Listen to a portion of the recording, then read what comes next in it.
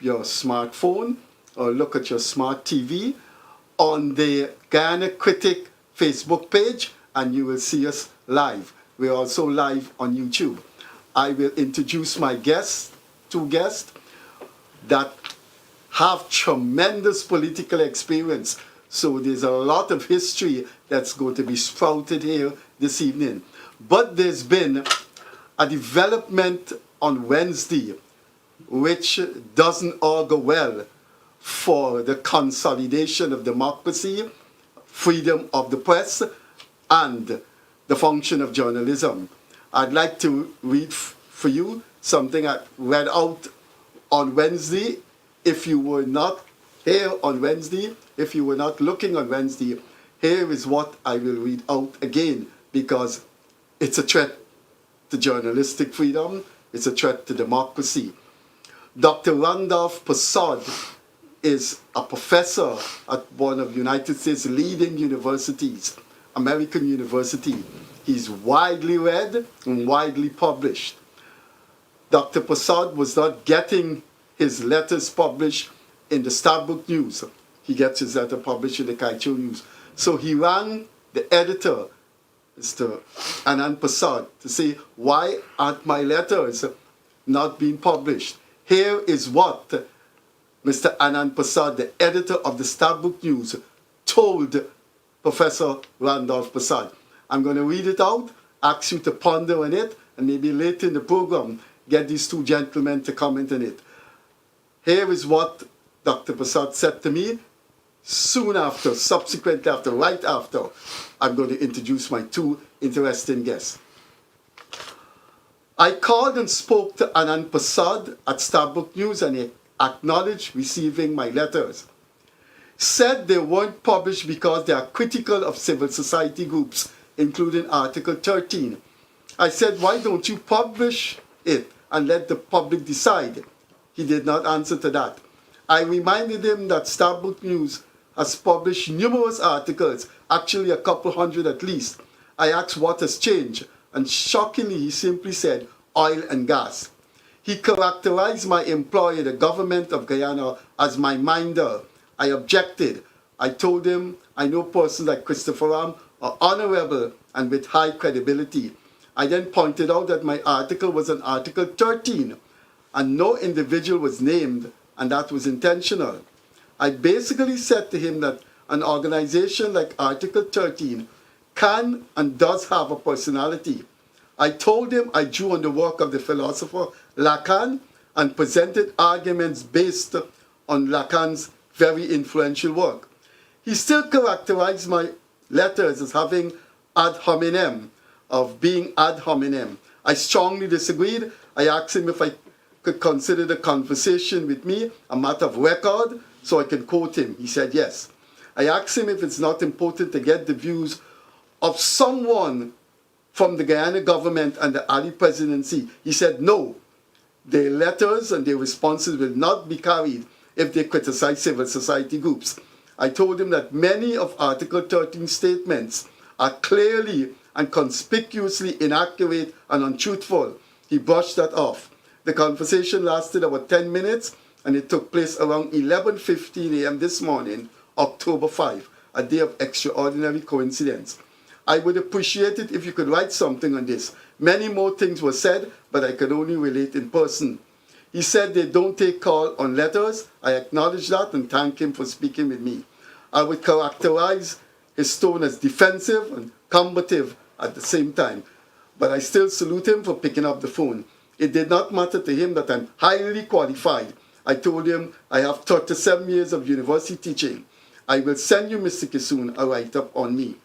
That is what has happened last Wednesday. I've never seen, I have more than 50 years of social activism in Guyana. I have 34 years of media presence in Guyana. I've been a columnist with all the major independent newspapers and worked with some fantastic editors-in-chief. I know of no editor, even in the Burnham Times, would tell a professor, we are not carrying your commentary, your letters, your articles, because we have a we have some groups in Guyana that we don't want people to criticize. That is unheard of. And I got a reply from an iconic Guyanese today. An iconic Guyanese that I'm sure both of my guests know very well, and all Guyana know very well. Ian MacDonald. And Mr. MacDonald said he disagreed with the position Anand Prasad was taking.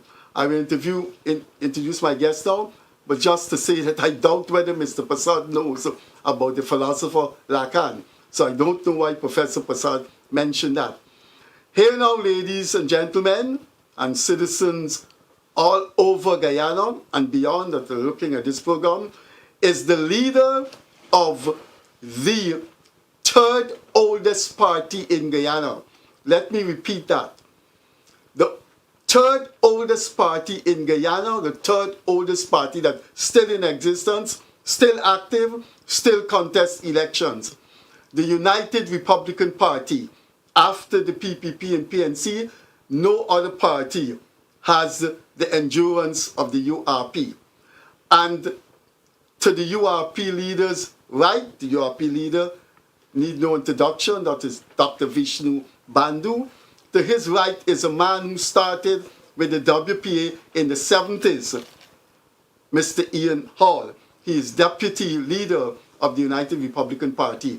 We've asked Dr. Bandhu, Mr. Hall, to come here because we have stated, we have enunciated on this program, we want to give small parties publicity that they do not get from the mainstream media. All kinds of Johnny-come-lately, all kinds of people without any substance, you see them front page. Dr. Bandhu has contested elections since 1992. How often you see he gets coverage? He's never received front page coverage. Well, this program is very, very well received, and Dr. Bandhu is coming into your living room and on your phone now, and this would not be his last presence. And the veteran politician, Mr. Ian Hall, is right in front of your phone now. Gentlemen, welcome to the Gildarie Freddie Kissoon Show, and it's a pleasure to have you here, Dr. Bandhu and Mr. Hall. Thank you very much. Kissoon. My first question to you is, it's been a long, long time since 1992, and I don't think people would know that your presidential candidate was Dr. Leslie Ramsamy in 1992. He's no longer with the URP. You care to tell us that what happened over the 30 years? Well, Freddie, Dr. Ramsamy had made his own decision after the 1992 election. I guess he think that he will be better with the PPP, and he going to join them, and he got a position, ministerial positions, and that is his choice. I can't say anything about it. But nevertheless, the URP still been kicking all the time. We have started since 1985. Our first presidential candidate was Bob Gangadin. And Robert Gangadin, yeah. Robert Gangadin, yes. Okay, you tell us later what became of him. He passed away. He passed away, and then we got Leslie to come in the 1992 elections. I'll come to you, Mr. Hall, with your oceanic experience of being with the WPA, but there is so much to ask Dr. Bandhu, and I do hope we get in as much questions. Dr. Bandhu, this thing started, the URP started in North America, and you were close with Dr. Ramsamy, and the diaspora people were the main backers of the URP. It started in New York. In 1985, yes. Now, it was started 6 months before Barnum passed away. Okay. In 1985. The major players, I know Dr. Leslie Ramsamy has now become very, very, very popular. He was not from the beginning in the URP. Robert Gangadin and myself who would put the URP together. And then you have a fellow named Rohan Sumnarayan, Dave Gangadin. We have a next fellow named, he was a pundit, and quite a few other people, but not Leslie Ramsamy in the beginning. He came in 1992. He came in afterward. There's no hard feelings between the two of you. Not really, but the game that he played, I didn't like it. You know, I am a very straightforward person. You know, if I tell you something, that's what I mean. I don't mean what I don't tell you. You know, and Ramsamy I was annoyed with him when we had 92 campaign. We had certain area to be contested. I was in charge of the Region 2 area. He was in charge of Berbice. And other people were in charge of different region. And I was learned after the election that he went and he said in Berbice, if you don't vote for us, vote for the PPP. So many ordinary people say, well, what the hell? Why would we, if you don't vote for us, vote for the PPP? It better be vote for the PPP and finish. Because you will give PPP your support. And, you know, and on that tune, I wasn't too happy with him. Because I asked him, I didn't know that, but one day we sat down at Palm Court, and me and he having a beer, and a lawyer from Canada come in and told him, he said, Leslie, how you expect to get or win a seat or 2 seats or whatsoever when you're telling people, if you don't vote for the URP, vote for the PPP. You know, and, you know, that was about it. Well, I hope to have Dr. Ramsamy. I knew him well back in those days, and we still say hi and write to each other. I will certainly invite him. I think I put my foot in my mouth in not telling our viewers that Leonard Gildarie has a family commitment, and that is why he's not here this evening. Mr. Hall, you're the deputy leader of the URP.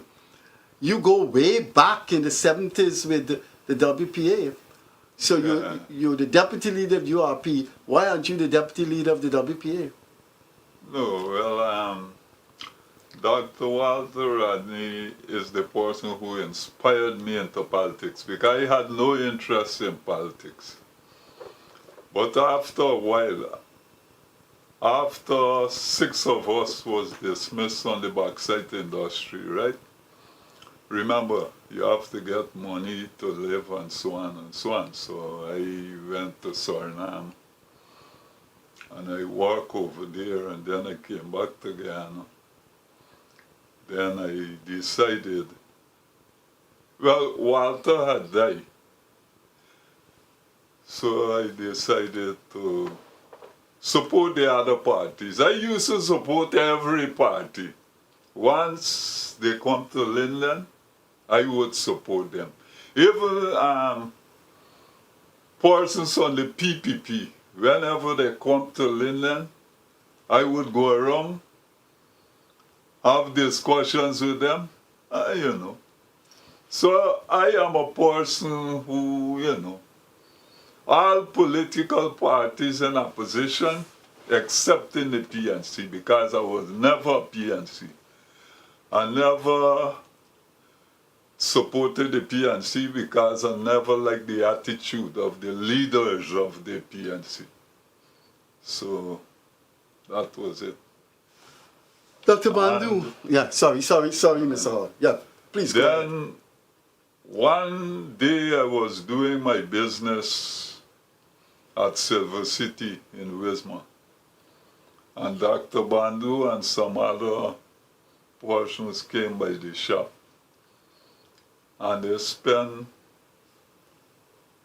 the whole night, right? Probably. Yeah, I came and sit down and thing and so on, and we talk, and they asked me to support the party. Well, it was an opposition party. I had no problem. And so I decided to join the party. So I joined the party, I believe, in 2011. And then in 1992, after we lost the elections, some of us decided that, no, Dr. Ramsamy, I believe Dr. Ramsamy decided that he would give support to the PPP, right? And then I decided to give them support too. And in 1993, the Prime Minister offered me a job, Dr. Samuel Hines, a person I will never forget and would always be my mentor. He was a very nice person. Whenever people talk anything against Mr. Hines, it really does affect me because I know you as a good person. Well, we have to correct you before you get into some trouble. It can't be was. He's still alive. So you have to say he's a nice person. And he's nice to you. Yeah. I know that's just a little small point, but just being facetious. Right. Dr. Bandhu, what is your background? You're a doctor in what? I got a doctorate from for something called psychoneuroics. It's more on a spiritual aspect and so forth. Okay. And also on humanitarian work, both. Okay. So this diaspora group that you were very close to and formed the URP, you keep in touch with them? Do they still support the URPs? Yeah. It's been more than touches. It's almost 40 years. Many of them die. Many of them die. Many of them die. You know. So, but whoever alive, you still, chat. So you're here with us tonight, and the PNC is still here, the PPP is still here. But let's look at what happened in '92. The WP is gone. The Democratic Labour Movement of Paul, Tennessee is gone. The United Force called TUF is gone. But the URP is still alive and kicking. Yeah. You want to tell us how is that? Where is that energy and motivation and dream coming from? Well, Freddie, when I was in New York, I used to run a newspaper called the Caribbean Awake. I'm the publisher. I think we are the first Caribbean newspaper in New York. And I used to run that paper. And when people used to come to Guyana and so forth, and they get robbed, they get killed, they get raped, all of them come and they're reporting to us. And I said, why everybody reporting, coming to me and tell me these things? And there where I get the motivation and call in Bob Gangadin and these other guys and put the URP together. Because we need to see fairness and justice in Guyana, right? Forming the URP is not to take over presidency or this and that. Many people don't understand it. URP is a multiracial group, has always been, and believe in equality. Believe strongly in equality, that everybody must be able to have a fair share, fair hearing, fair everything in Guyana. But it has not been that way in Guyana. As you know, the two major political parties fools everyone, lies to everyone, but they're still there because of racism, what we are having in Guyana. It is very sad to know that what we are going through in Guyana. It might look like things are going nice, but our people, I can't understand them sometimes. They will say bad about the government right now. If the government tomorrow said, okay, we are giving you a little stipend of relief, they're gone. They get crazy, you know. But people should understand one thing: whatever the government gives you, it's not the PPP one or Jagdev or Irfan their own. It's your own money. It's the taxpayers' money. If they borrow it or they go into any debt to get it to give you, it's you have to pay back for it. And people doesn't seem to understand. They are not educated into that extent to know that anything that comes from the government belongs to you. We are paying these people to do a job for us. But what kind of job they are doing for us? They are giving us the crumbs and they are taking the bread. That is what happened in Guyana here. You see, the other day, the president go and said let him, I'm giving you all $1 million to build house. Right? Imagine. These people are not paying taxes and things like that. You're giving them $1 million. The people who keep this country going, all of us around here, paying taxes, but you don't even give us $100,000. But you all what you can see, everything that goes on with these guys is about trying to accumulate votes. They're campaigning, you know, all the time. All this is campaigning. It's not to help people.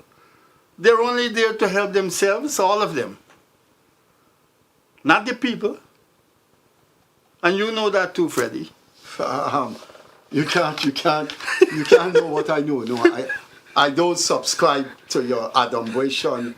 There are differences I would have to that.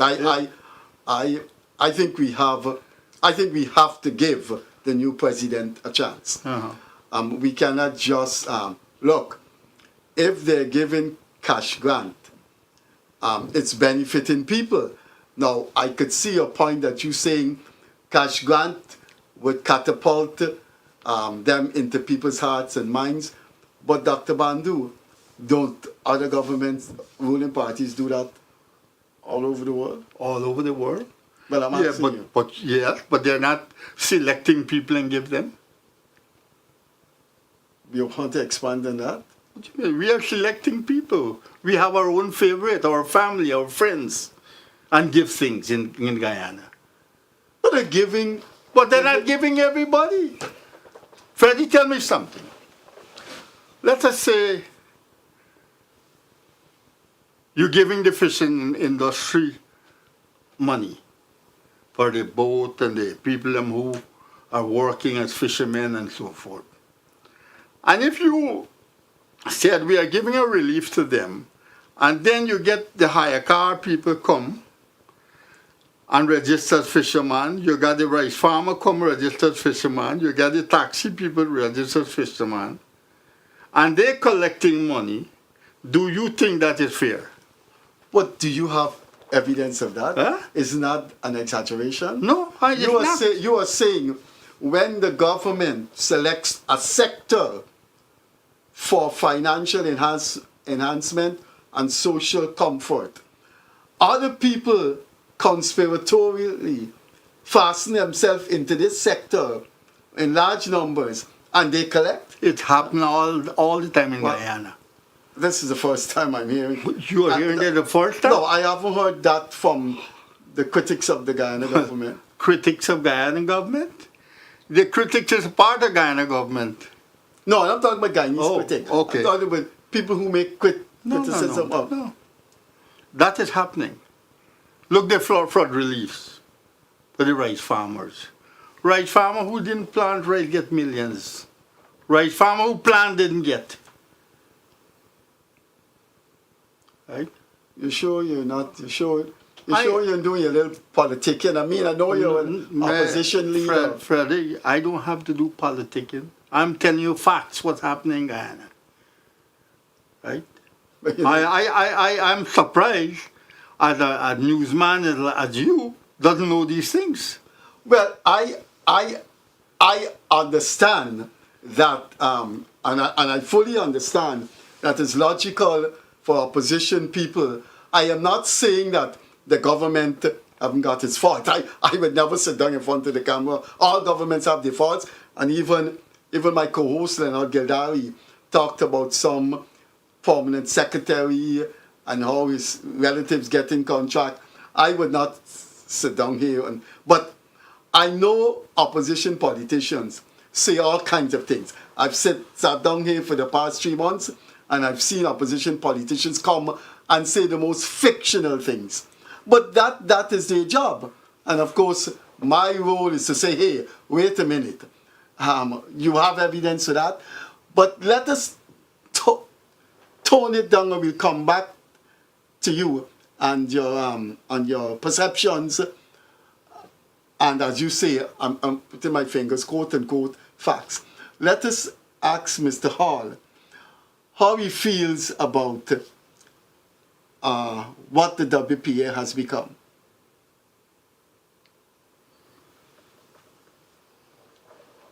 Well, as I told you before, I left a long time. And the new leadership of the WPA, they have decided to do things differently. So, I mean, I don't want to get involved in that. No, I'm asking you your opinion. Well, you're the leader of an opposition party, Yeah. the deputy leader of an opposition party, whose leader is very vocal. Well, Walter had a different style. I'm talking about the present WPA. Yeah. Walter had a different style. They have their own style, so I don't want. What style they have? They're doing things different. They're supporting the. They have an alliance with the PNC, which they call up, no? So the new leadership have to know in what direction they're going. I don't want to get involved in that. Well, I'm not asking you to get involved in that. I understand, but I don't want I'm asking you to. You're the leader. You're the deputy leader of a party. Yeah. You come into an interview. You have to expect people will ask you questions, and you have an obligation to your party members to answer questions. Yeah, I agree. I am sure your supporters who are looking here want you to answer questions. Correct. I know, and so my question is. Do you feel that the WPA, the present WPA, has betrayed the legacy of Walter Rodney?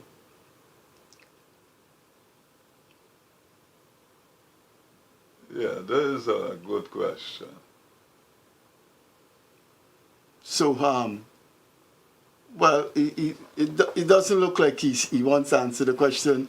Do you think the present WPA has betrayed Walter Rodney? Well, I didn't follow the WPA very much, so I don't know.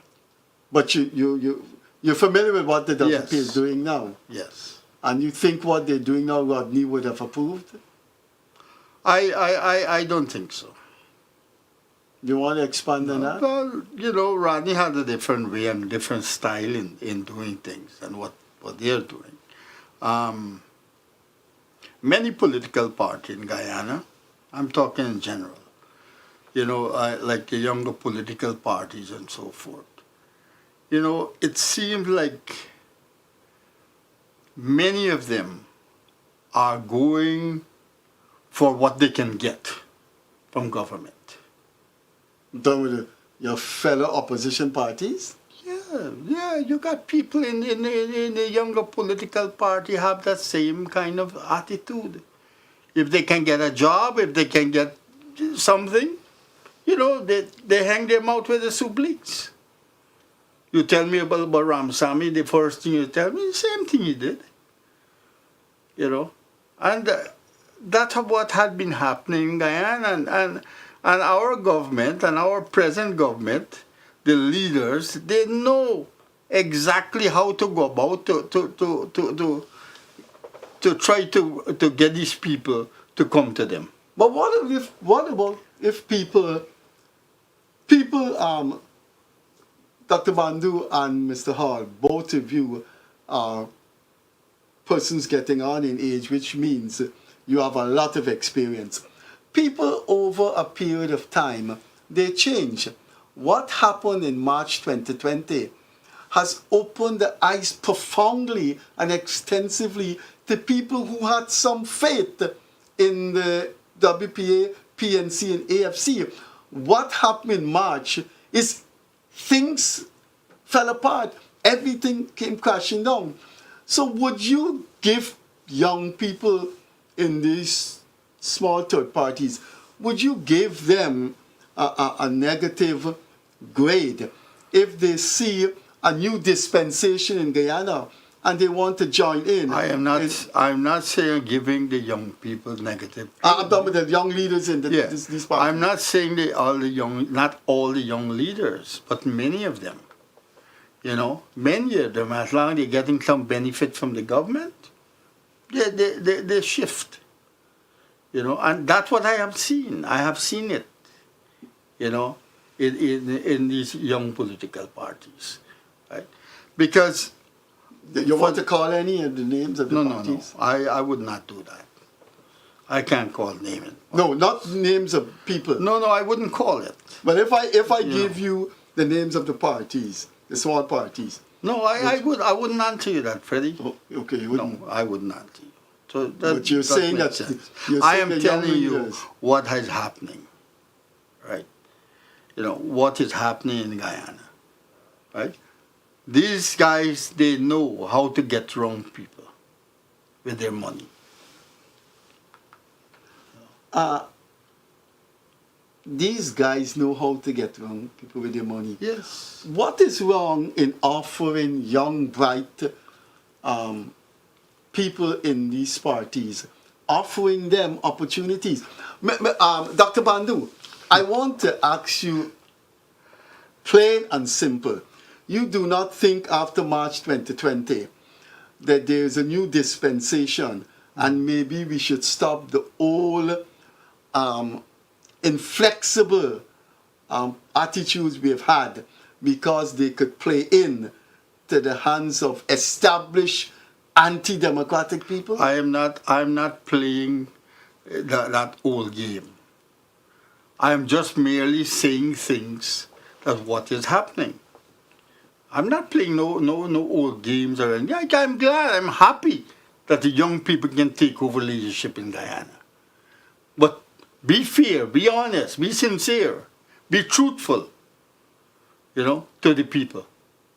Don't do it because, oh, I'm only thinking about money. Nowadays, most people in this country, you want to get rich? Let me go in politics. Let me go and, you know, try to win this election. Okay, look, how many ministers come in, you know, young ministers.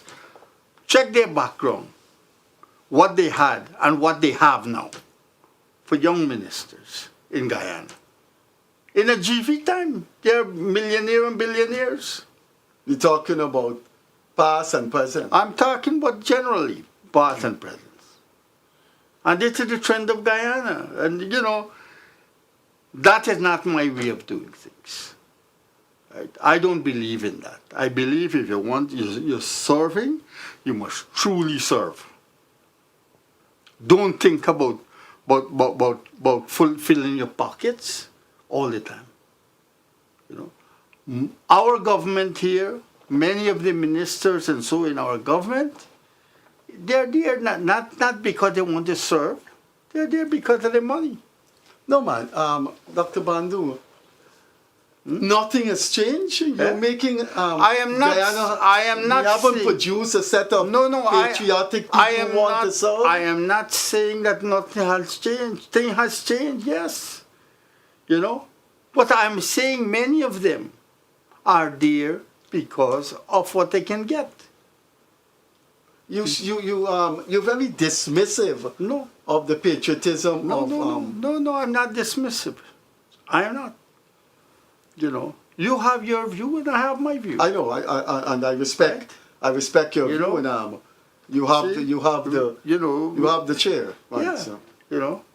So we both have our view. You call me here for an interview and you're asking me and I give you my honest answers. And you're giving me what you believe in. Yes. But it doesn't mean if I see contradictions No, and it doesn't flaws mean- in your presentation. All right. I mean that is the That role. is your That your is my role. My Yeah, role that is my role is to say, hey, Fine.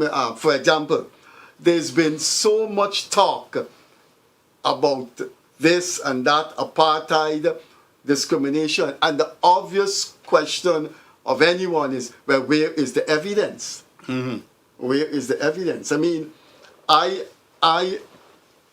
can't see how a government could be giving, let's say, the Boy Scouts, or the government could be giving street cleaners a top up, to use a word in common parlance, or to put it in a more grammatical way, giving people a financial donation, and there's a deluge of extraneous people from other sources, and so they flood the thing, as you said before. Mm-hmm. I mean, that it can't be that crude. There must be some mechanism, if you're giving fishermen, if you're giving trench cleaner, to make sure everybody don't come and say, I'm a trench cleaner. Freddie, I don't think you understand these Guyanese people. You know, I am in the drain. I'm in the street. I am telling you what is happening, right? I walk all over this country, you know, all over. I'm in the trench with the people, and I know what is going on in Guyana. But at the Right. same time, you have your agenda, though. What agenda? Well, you're an opposition, one of the opposition leaders. I am here. I am concerned about people having a better life in Guyana. That's all I'm concerned about. I'm not here for power. I just want to see everybody have a fair share. That's all. And you don't Right? think, And look, for instance, after the 92 election, all of us was there for those months to see democracy prevail. The government said all the young political party and so who was a part of that, you will include them in governments. They will be included in the government. Yes, Barrett and Evan asked me twice what position I want in the government. And I told them clearly, I do not want a position. what year are we talking about? Huh? What year are we talking about? 25, you know. No, 2020. 2020? Yeah. The recent, Recent election. the Yes. both Dr. Ali Yes. and the Vice President. Yes. Ask me to- what position I want. Right? I said I do not want a position. All what I need to see that Guyana run good and you guys do the right thing. Right? That was my answer to them. Because I'm not here for position. I don't need a job. I am a self-employed person all my life. You know? I'm not here for a job. I'm here to help. And that's all I want, is to help. And to see things run in the right way and people must have their fair share. But, but if you want to see that, there's no mechanism that you can approve in which you will, through that mechanism, you can help rather than being an opposition leader or a leader of an opposition party. The president asked me what I would like. He said clearly, you're qualified, you're politically, positive. What can the state?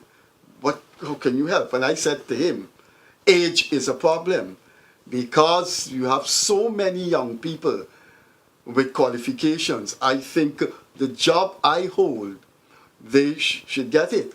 But at the same time, Dr. Bandhu and Mr. Hall, I can't put a blanket of criticism against the government. My position is that if I see somewhere along the line things are falling apart, you have a role to play by saying, look, A, B, C, D is happening. But I think, unlike Anug, we've had the Anug people here, we've had people from the Citizen Initiative, the new movement. I find your position is just generalized anti-government criticism. You don't think, could that be justified? I'm not anti-government criticism. I am just saying this is the way you see it. Okay. Right? But I'm not that. If the government do something good, not everything they did bad. They did good things too. You know? But the point is what I'm trying to get at. I'm telling you what is happening in Guyana and what I saw and what I know of is happening in Guyana. And I'm sorry that you doesn't, appreciate that or accept that. Because you feel that that's not true. But I have to see some. I know there have been criticism. Look, but as a journalist, Freddie, when you hear certain things like that, you should dig into it to find out.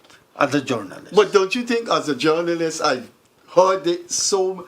I mean, look what I have just. Dr. Bandhu, things in Guyana are much more complex than you think. I don't want to say you make them out to be. Look, if I concede to you that there are things going wrong,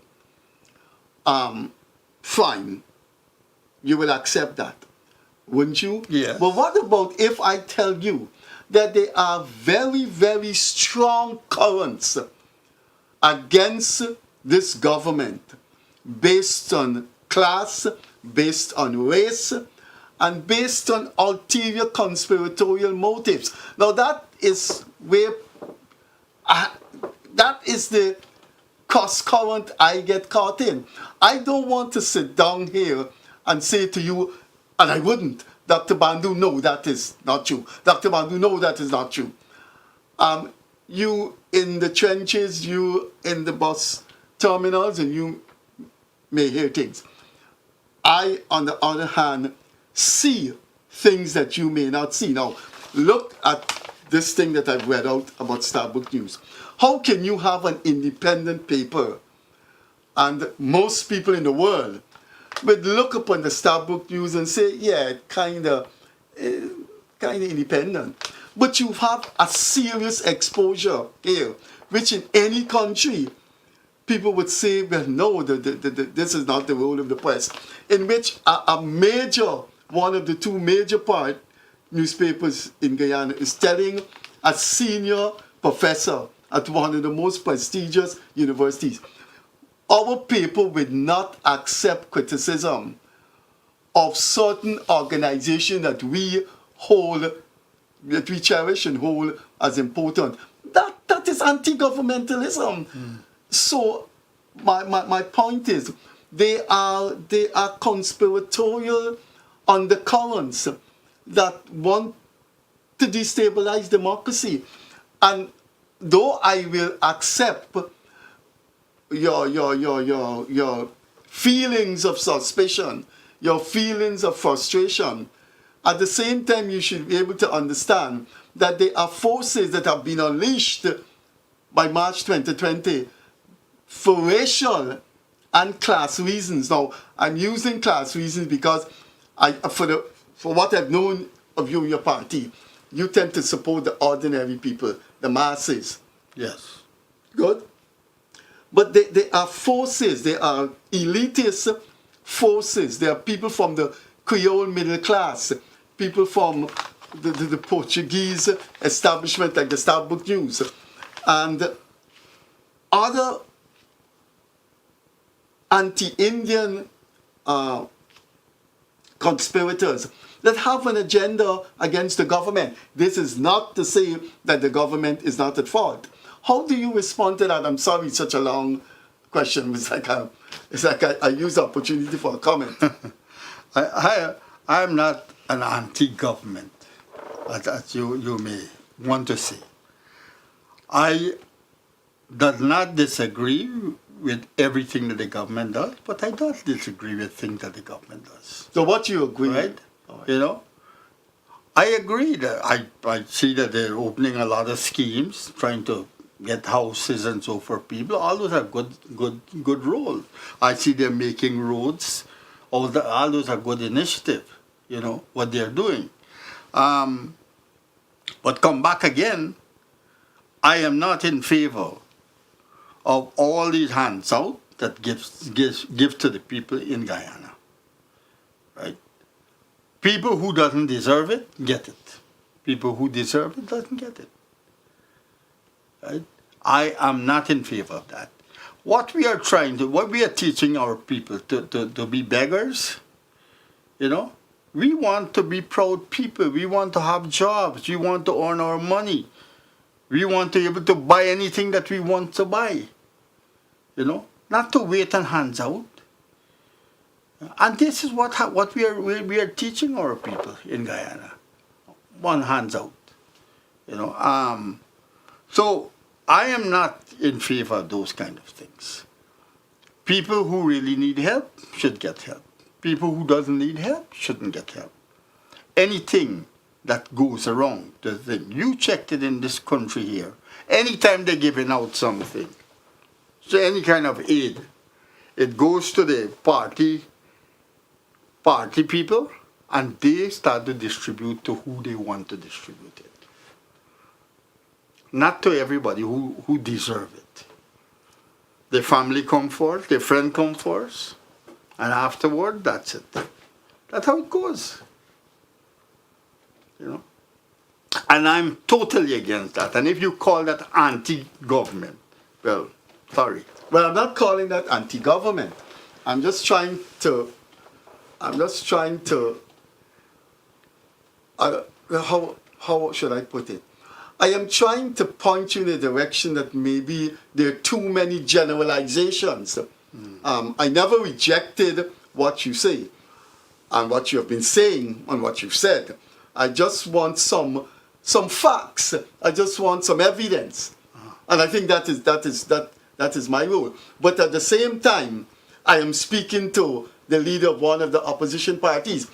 And the role of the opposition parties is to maximize their political capital and to diminish the political capital of the ruling party. Wouldn't that? Yes, you're right. So I, as a media person, I just can't embrace everything you say. I have a little bit. Freddie, I never tell you to embrace what I'm saying. You're allowed to have your views. Yes, you're allowed to have your views. But I can't sit here silently and say, well, look, Dr. Bandhu, as I said before, if I find one of the guests is going in a direction that cannot be justified, my role is not to stop them, but my role is to say, can you justify what you have just said? Well, your role also is to investigate the matter as a journalist. Yeah, I believe so. You know, you have to investigate the matter. If you hear the thing that I'm saying, try to investigate it, and then you'll know if it's right or wrong. Well, I've heard that coming. I've heard there are snippets of what you've said that have been repeated previously by opposition people that are here. But the journalist, the media person, is always caught in this situation of, is he maximizing his party's position? Freddie, for this politician that's sitting here, I haven't got those kind of energy to waste and try to put slang on anyone, on any government. I believe in justice. I believe in fairness, right? If I hadn't believed in justice, I would not have stood up with them on the 2020 election. I'm the first person who have said that they won this general election. I'm the first person and the first political party who had declared that publicly on the last 2020 election. Right? Because what? Because I believe in democracy. You're talking about the first week in March, the situation, the Thursday when Mingo. When Mingo and so forth, yes. That's what I'm talking about, at that time. Okay, if that is so, that is commendable. But my point is, you were offered an opportunity. Is there no scenario that you could outline to the government where you could make your contribution of poverty elimination and making people feel more confident in the system? As the little that I know this government, as long as you name opposition, your word doesn't mean anything. For the little I know them. As long as you're in opposition, you are being looked at as an enemy, not as a person who wants to help. This is what I know of this government. Right? And not only this government, the PNC also. This is their attitude. You can't get nowhere. You know how many times they do things, and I try to bring it to their attentions, and what they do? Nothing. Nothing. They want to expand on that, so viewers could. Many times, people look, for instance, the rice farmer, they are suffering tremendously in the back dam by not having an all-weather road. You know how many times I'm talking about it? Nobody paid no attention. I'm talking to the region. I'm talking to the NDC. Nobody pays attention because why? Because I'm a URP person. Right? I faced a lot of things just like how you faced. I know one time I read something that they wouldn't clean your garbage or something in front of your place. The same thing, I have a property in Essecubo. Last year, months and months they pass in my property and they don't weed in the front. Well, I want to say I don't agree with that. Right? As a victim of that, I don't agree with that. But now I see they start weeding it. But before, up and down they're weeding my neighbor and go back, they don't weed my place. But they're doing it now. You know how much I've been talking about that? But they finally, they get their sense and start doing it. I am a taxpayer too. You wouldn't like to sit down.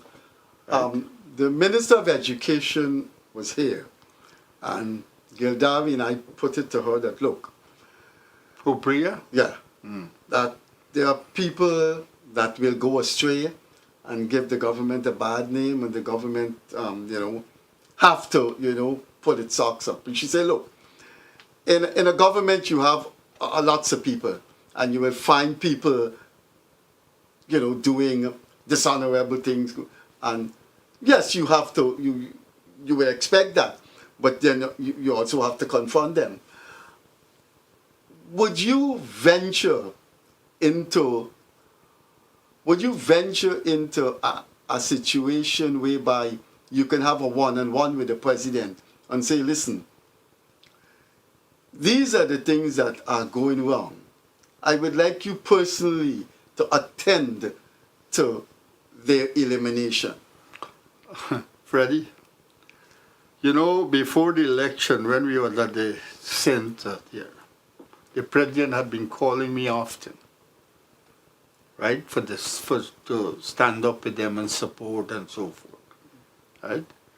Very often, when he got in as the president, and I said, Mr. President, he said, Vishnu, don't say Mr. President, I'm your brother. You know, don't call me Mr. President, I'm your brother. And the same brother, you know how many times I try to see him and I can't see him? This is the brother we're talking about. And what had stood up with them on the recount. They even asked me, they said, Vishnu, you want, Bharat asked me, Vishnu, you want us to get people to sit down in the centers? We said, no, I have my own people. I had 50 people there, which I paid them to be there. Right? I didn't take nobody from them to do it. I did it off my own.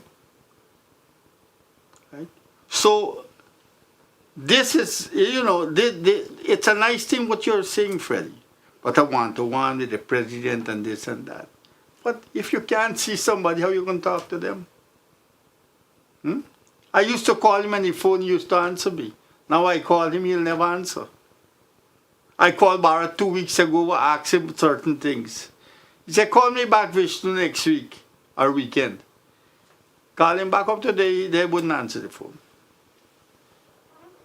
You know? Well, so this program is viewed. This program yeah, well, is viewed. this So I'm telling you what's happening. I'm not saying things that what didn't well, this happen. program is viewed by Right? many, by You know?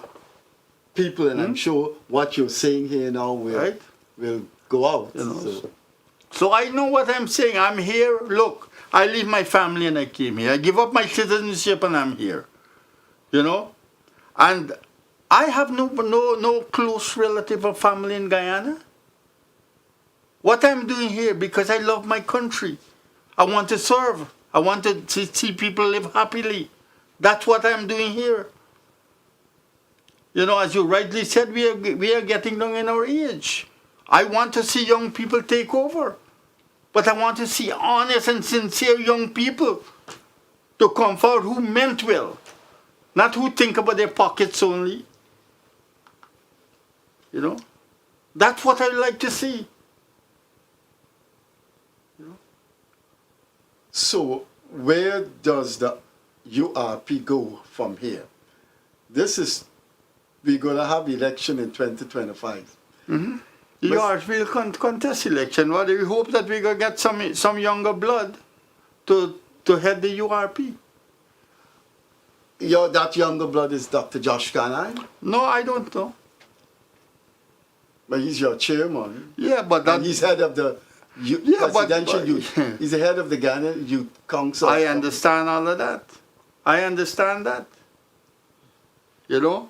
But it all depends. Well, what is your relationship with the other small parties? Why you didn't merge? I had a meeting with all of them. Josh and I was with me at those meetings. And, you know, everybody likes the idea. But when the time is to be serious, some of them said it's too early. They don't want to think now and so forth. We had several meetings with all the parties, except Schumann, because Schumann said he out of the country, he didn't have time, and blah, blah, blah. But all the other parties we had meetings with. That's during the election campaign. No, after the election. After the election, for us to come together.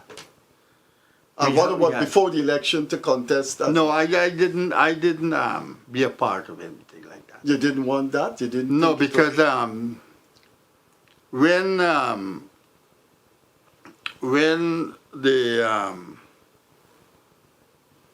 Ralph party, Anuk, a new United right, Guyana. right, when they had called me to join as a joiner with them. Yeah, that's the joiner, so you can get a seat. Right? And I didn't think it because personally, when I came back in the country, I went to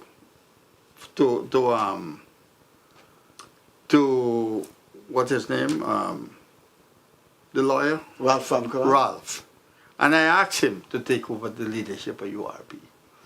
And he said, man, he not ready for those things. He don't want to get in politics and this and that. And suddenly, so he jumped in politics. That's before he formed ANUG. Yeah, before he formed ANUG. Right? And suddenly he jumped in. And now you're asking me to join. I said, no, I wouldn't. Oh, okay, let me get this. So, you asked him to take over the URP. To He lead declined. the URP. He formed ANUG. Yeah. And then he said to you, let's merge. Yes. That he said Yes. that? Yes. Not he personally, get people to ask me. And because he didn't want to take over Yeah, the because nation, you didn't want Yeah, because you're like a hypocrite. You're telling me you didn't want nothing to do with politics. He said he didn't want anything to do with politics. Yes, he don't want to get involved in politics. And then he going to form a political parties. And what about the other small parties? Citizen Initiative, the New Movement? I didn't meet with them. You were the older heads? Yes. Yeah, but I did not meet with them. You see, the young people has a different strategy than us. Much different ways in doing things, right? Some people think they're brighter. Some people think they're smarter. Some people, you find political party, you talk about presidential candidate and prime minister candidate and who should be. You don't let no way you think you're talking about those kind of things. Eh? So they were, in other words, during the election campaign and after, some of these small parties had a lot of egos. Lots of egos. Lots of egos. And that, Yeah. And I've seen it. I've seen it in them. okay, Dr. Bandhu, I'm sorry, Mr. Hall, but you have a very, you have a very energetic, overwhelming leader, and we didn't get in much of your experience with the WP and Sam Hines. But Dr. Bandhu, it was a pleasure having you here. It was indeed a pleasure having Mr. Hall and his mountainous of experience from the 70s onwards. Time must catch up on us. You were looking at the leader of the URP, Dr. Vishnu Bandhu, and his deputy. Both gentlemen have enormous political experience. Dr. Bandhu founded the United Republican Party, contested the 1985 election. No, 92. Contested the 1992 election with Dr. Leslie Ramsamy as a presidential candidate, and have been contesting elections since then. His deputy leader, Mr. Hall, was with the WPA.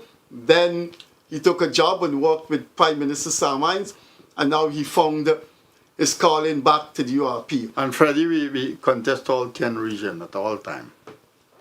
I wish you luck in your future endeavors, and I hope you are given.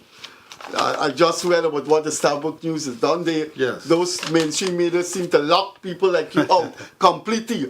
I mean, that is so long. You have these Johnny Come Lately and their front page in the Starbucks News and the Kaicho News. I know that, yeah. I may not share your political views, Dr. Bandhu, but I brought you here because I want you to face the public and speak to them, and it will happen again. We will be back on Monday, Wednesday, and Friday. It's the Gildarie Freddie Kissoon Show. It's live on Guyana Facebook. It's live on Guyana Critic Facebook. It was a pleasure talking to our two guests. We'll see you next week. Please be safe on the road. And Gildarie has this thing about traffic. I have this thing about you must support local and buy local. Bye-bye. Take care of yourself. Bye-bye. Thanks.